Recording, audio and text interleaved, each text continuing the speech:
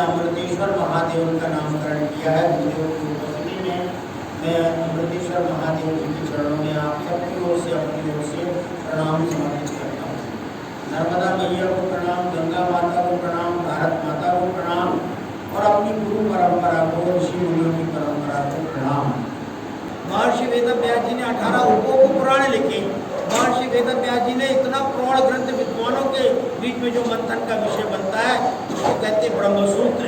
एक सूत्र भी पढ़ना उसके लिए बड़ा मुश्किल होता है। जब मैं शास्त्री में पढ़ता था तो चतुसूत्र केवल 4 ही सूत्र साल भर में पढ़ना था और इतनी मोटी किताब होती थी 4 सूत्रों की। बाकी के सूत्र तो आज भी हमारे संज्ञान में ही नहीं है, बाद में निकाल के हम लोग पढ़ते रहे। तो इतना प्रौढ़ ग्रंथ उन्होंने लिखा।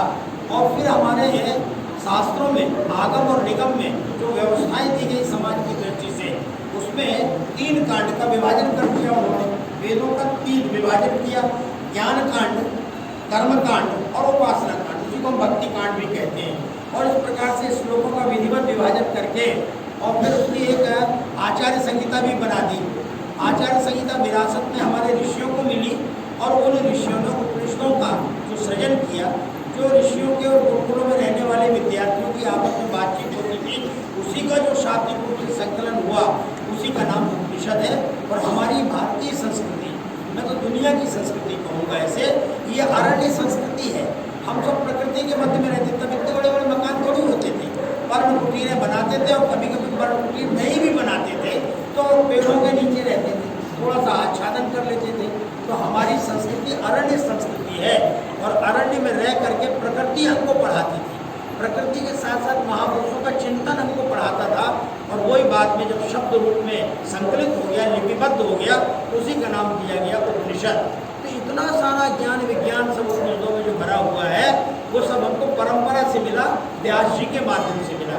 किसी एक व्यक्ति को भारतीय संपूर्ण विपुल साहित्य का श्रेय जाता है तो वो महर्षि वेदव्यास को जाता है।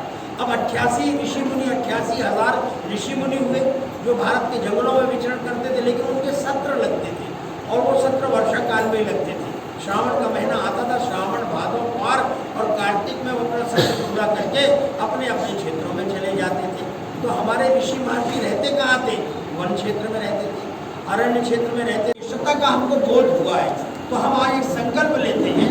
सिंधु नदी के तट पर खड़े होकर के सिंधु नदी के जल को हाथ में लेकर उन्होंने प्रतिज्ञा की थी, कृणवंतो विश्वमार्यम, हम अब दुनिया में किसी को अश्रेष्ठ नहीं रहने देंगे, क्योंकि हम अगर श्रेष्ठ हैं तो अपनी श्रेष्ठता का हम स्वयं प्रचार करेंगे और दुनिया में अश्रेष्ठ लोगों को श्रेष्ठ जीवन जीने की प्रेरणा देंगे। और पूरी दुनिया में गए, 7 समुद्र पार करके पूरी दुनिया में गए और सभ्यता और संस्कृति का, जीवन मूल्यों का पाठ लोगों को पढ़ा करके जब वो वापस लौट के भारत में आए तो हमारे बाद के इतिहासकारों ने कहा कि नहीं, आ रहे तो बाहर। हम अपने भारतीय इतिहास को भी याद करते हैं, भारतीय परंपरा को भी याद करते हैं। उन ऋषि महर्षियों के मन में विचार आया कि इतना ज्ञान विज्ञान हमको मिला है, इतने अनुसंधान हमने किए हैं, अगर मैं उन बातों में आपको उलझाऊंगा तो 2 घंटे अलग से चाहिए मुझे।